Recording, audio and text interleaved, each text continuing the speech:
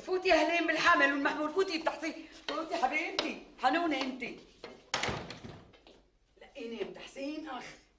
على مهلك ام محمود، على مهلك، لا تستعجلي، شوي شوي. تحسين عم تنقص نقص، معناتها ابو تحسين متوصي كثير باللحمة.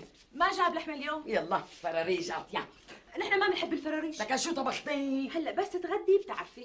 وين رايحة؟ تعالي. رايحة احط الصحن بالمطبخ. هاتي هلا باكلهم انا، تعالي. هلا بس تجوعي بتاكلي، رح احطه بالمطبخ. لك جوعانة انا لاني فطرت بكير اليوم. هاتي مصرة يعني؟ هاتي الترابيزة لك، تعالي.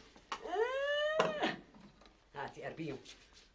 صحتين وهنا. على قلبك. يلا بخاطرك. شو هذا ام تحسين؟ تعالي لهون. شو ها؟ شوفي مجدرة. ايه مجدرة، عملت لك اياها بزيت الزيتون، جايبته من عفرين خصوصي الك، طيبة بتاخذ العقل.